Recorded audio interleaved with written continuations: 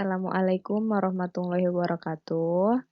Pada pertemuan kali ini, kita akan melanjutkan bab setelah proposal, yaitu merancang karya ilmiah. Nah, hampir mirip-mirip, tapi tentu saja terdapat perbedaan yang signifikan antara proposal dan karya ilmiah. Jadi, simak pemaparannya lebih lanjut. Karya ilmiah adalah laporan tertulis yang diterbitkan untuk memaparkan hasil penelitian atau pengkajian yang telah dilakukan oleh seseorang atau sebuah tim dengan memenuhi kaidah dan etika keilmuan yang dikukuhkan dan ditaati oleh masyarakat keilmuan. Atau bisa juga karya ilmiah diartikan sebagai hasil karya yang dipandang mempunyai kadar ilmiah tertentu dan dapat dipertanggungjawabkan secara ilmiah. Ya, ada pula yang menyebutkan bahwa karya tulis ilmiah baru bisa disusun seseorang setelah melewati proses penelitian. Penelitian ilmiah baru bisa dilakukan setelah melalui proses berpikir. Jadi, hasil dari proses berpikir ilmiah itu akan memicu kegiatan penelitian. Setelah itu, hasil penelitian ilmiah akan memicu penyusunan karya tulis ilmiah. Jadi, itu yang disebut karya ilmiah. Berbeda dengan proposal ya, tentu saja.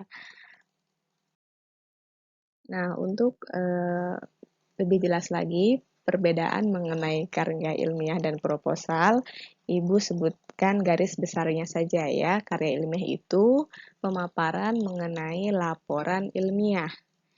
Sebaliknya, proposal hanya sebuah rancangan penelitian. Jadi, kalau proposal itu hanya sebatas rancangan yang belum tentu akan dilakukan. Nah, berbeda dengan karya ilmiah. Karya ilmiah itu sesuatu yang sudah direncanakan, diteliti, dan mendapatkan hasilnya gitu kan. Nah, hasil tersebut dituliskan melalui karya ilmiah ya. Jadi prosesnya cukup panjang ya dan berbeda juga dengan proposal. Jadi kalau proposal itu sebatas rancangan saja, tapi kalau karya ilmiah itu lebih ke pemaparan mengenai hasil laporannya, laporan ilmiah yang dilalui melalui penelitian terlebih dahulu, lalu setelah itu diamati, dan hasil dari penelitian tersebut dilaporkan yang biasa kita sebut sebagai karya ilmiah, begitu. Bentuk penyajian karya ilmiah atau jenis-jenis karya ilmiah itu dibagi menjadi 3. Yang pertama, karya ilmiah populer. Yang kedua, karya ilmiah semi formal, dan yang ketiga, karya ilmiah formal. Nah, untuk karya ilmiah populer biasanya topik yang dibahas itu mengenai topik yang akrab, menyenangkan, dan disukai oleh masyarakat gitu ya. Gaya bahasanya juga gaya bahasa yang bersifat santai, menarik, dan mudah dipahami. Begitu. Biasanya karya ilmiah populer ini ada pada koran ataupun majalah. Nah, yang kedua, karya ilmiah semi formal. Nah, biasanya ada pada yang sering kalian buat. Nah, karena bentuk semi formal ini adalah jenis laporan atau makalah ya. Jadi biasanya kalian buat sebuah makalah untuk tugas tertentu begitu ya. Ada pendahuluannya, ada pembahasan dan simpulan dan sebagainya. Nanti akan Ibu jelaskan untuk lebih lanjut ya mengenai struktur-struktur setiap bagian. Nah, yang ketiga itu ada karya ilmiah formal ya. Nah, biasanya karya ilmiah formal ini disusun dengan format yang lengkap berbentuk sebuah buku.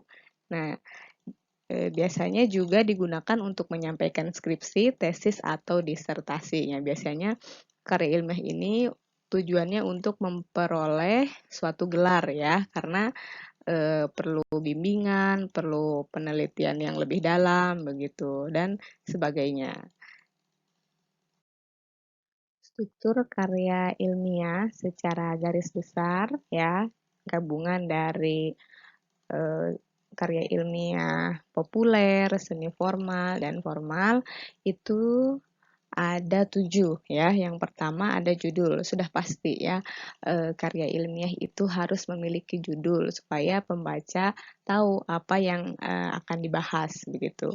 Lalu yang kedua ada pendahuluan. Nah, pendahuluan ini di dalamnya ada latar belakang, ya sudah pasti itu rumusan masalah, lalu tujuan penulisan karya ilmiah ini untuk apa, lalu manfaatnya bagaimana. Nah, itu ada di pendahuluan. Nah, setelah itu ada kerangka teoritis. Ya, kerangka teoritis itu untuk mendukung teori-teori yang ada pada judul, ya, atau landasan teori mencangkup kerangka pemikiran atau hipotesis. Kerangka teoritis berarti sebagai pengetahuan atau wawasan dari buku-buku pendukung yang digunakan untuk menguatkan hasil penelitian dalam karya ilmiah. Biasanya pada teoritis ini terdapat pendapat-pendapat para ahli begitu ya, yang dicantumkan untuk mendukung apa yang akan diteliti. Nah, yang keempat ada metodologi penelitian. Nah, ini digunakan sebagai prosedur atau tahap-tahap penelitian, mulai dari persiapan, penentuan sumber data, pengolahan data, sampai pada tahap pelaporan. Contohnya seperti ini. Dalam LKS ada contoh penggunaan gadget pada anak. Nah, metode penelitiannya disiapkan dulu. Kira-kira siapa nih sasarannya untuk penelitian ini? Apakah anak SD, SMP, atau SMA ya penggunaan gadget ini? Nah, itu akan dibahas rinci dibahas rinci pada bagian begitu ya, pada bagian metode penelitian. Nah, dijabarkan juga di metode penelitian ini ada 3, metode deskriptif, metode eksperimen, dan metode penelitian kelas gitu ya. Jadi silahkan kira-kira yang mudah yang mana begitu ya. Apakah melalui deskriptif itu hanya penjabaran saja, kalau eksperimen itu membandingkan ya antara satu dan yang lain, contohnya misalnya pengaruh gadget pada anak SD dan SMP. Nah, itu eksperimennya, perbandingannya begitu. Nah, lalu ada penelitian kelas, yaitu penelitian dengan tujuan memperbaiki persoalan yang terjadi di kelas tertentu. Itu hanya untuk satu lingkup saja. Nah, yang selanjutnya ada pembahasan. Pembahasan merupakan bagian pokok karya ilmiah, ya. Pembahasan terkait dengan rumusan masalah dan tujuan penulisan yang dituliskan sebelumnya. Jadi, pembahasan ini hasil dari penelitian-penelitian yang dilakukan begitu. Hasil dari antara teori dan penelitian di lapangan, apakah sesuai atau tidak. Jadi dilaporkan pada bagian pembahasan. Lalu setelah itu disimpulkan dan saran ya. Jadi ada simpulan dan saran. Jadi kesimpulannya apa? Apakah teori pendapat A ini betul atau memang kurang begitu ya, atau tidak tepat begitu. Terus ada sarannya juga bagaimana baiknya penelitian ini gitu ya. Pasti semua karya ilmiah itu tidak sempurna ya, ada saja hal-hal yang diperbaiki atau masukan-masukan dari orang lain pembacanya gitu ya untuk penyempurnaan sebuah karya ilmiah. Dan yang terakhir ada daftar pustaka dan lampiran. Jadi daftar pustaka itu untuk mencantumkan teori-teori dari misalnya dari buku atau dari internet begitu ya, untuk menghindari plagiarisme. Jadi harus dicantumkan, makanya disimpan di daftar pustaka gitu. Nanti juga ada pengutipan mengenai pendapat para ahli juga ya, itu juga harus bagaimana cara mengutip sebuah pendapat untuk dimasukkan ke karya ilmiah. Ibu harap juga kalian sudah bisa ya caranya untuk mengutip sebuah pendapat orang lain begitu. Nah, bentuk karya ilmiah populer ini biasanya diungkapkan dalam bentuk yang ringkas. Lalu ragam bahasanya juga bersifat santai dan populer atau sering ditemukan dalam media massa seperti koran atau majalah. Jadi istilah populer ini digunakan untuk menyatakan topik yang akrab, menyenangkan bagi masyarakat atau disukai oleh sebagian besar orang karena gayanya yang menarik dan bahasanya mudah dipahami.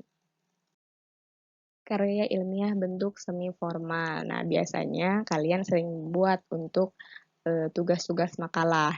Kita cek apakah sudah betul di dalamnya ada halaman judul atau cover, lalu kata pengantar, daftar isi, pendahuluan, pembahasan, simpulan, dan daftar pustaka.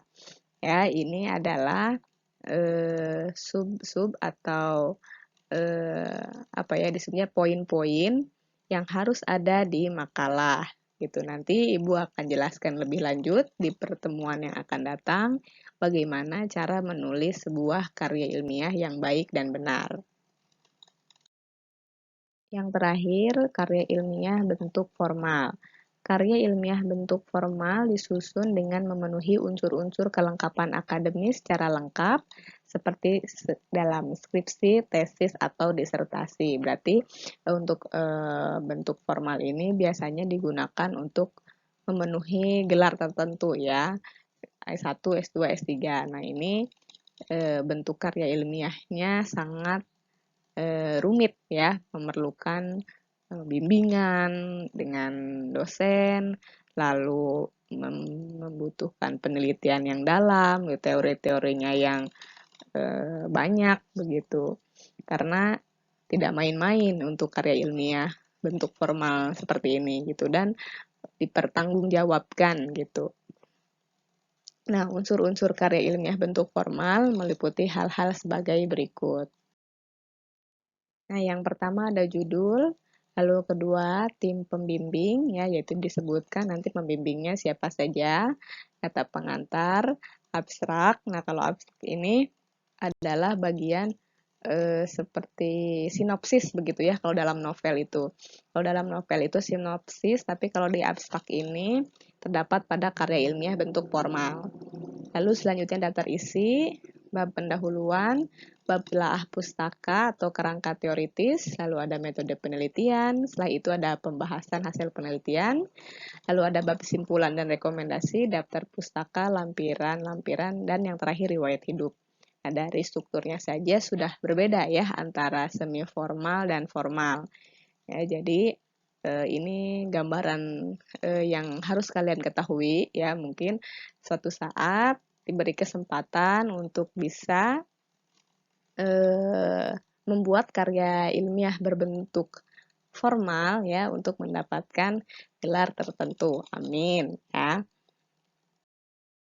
Ibu akan menjelaskan tugas mengenai halaman 29 ya. Barangkali yang sudah disubmit bisa diperbaiki ya. Nah, soal yang pertama yaitu setelah memperhatikan karya ilmiah, tentukan informasi penting yang terdapat dalam karya ilmiah tersebut. Jadi, kalian baca terlebih dahulu ya dari awal sampai dengan selesai. Nah, kira-kira apa yang diinformasikan dari karya ilmiah tersebut ya, karya ilmiah yang di LKS ini gitu. Sampaikan dengan beberapa kalimat ya, maksimal 5 kalimat ya.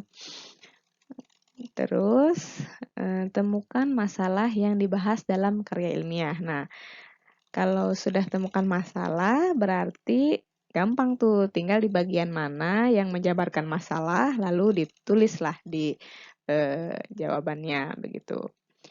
Yang keempat yaitu temukan pendapat-pendapat penulis yang terdapat dalam karya ilmiah tersebut.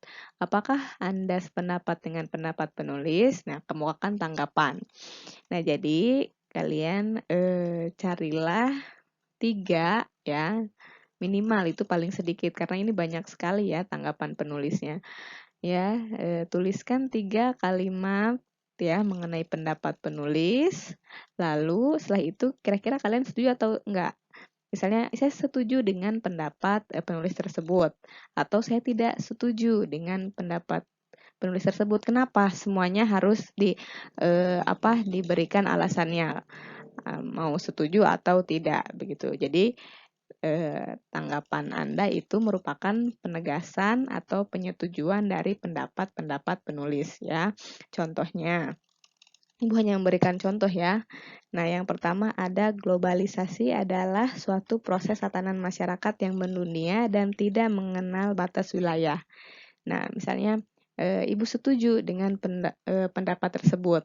Nah, terus kemukakan tanggapannya, iya karena globalisasi ini sangat mempengaruhi suatu kondisi dalam masyarakat, misal itu ya menurut Ibu. Nah, kalian cari minimal 3 pendapat-pendapat penulis, lalu berikan tanggapannya. Nah, yang terakhir, identifikasikan bagian-bagian dari karya ilmiah tersebut. Nah, Ibu sudah memberikan contoh ya, dari beberapa bagian karya ilmiah ya, ada sampai dari latar belakang sampai dengan daftar pustaka. Nah, Ibu mengambil salah satu contohnya yaitu latar belakang. Nah, tanggapan informasi yang Ibu jelaskan itu, latar belakang ini menjelaskan secara umum masalah mengenai apa? Mengenai judulnya, mengenai globalisasi. Nah, terdapat pada kalimat pertama, misal atau terdapat pada kalimatnya ditulis begitu ya. Jadi bagian nomor 5 ini istilahnya apa ya? Menjabarkan secara garis besar poin-poin dari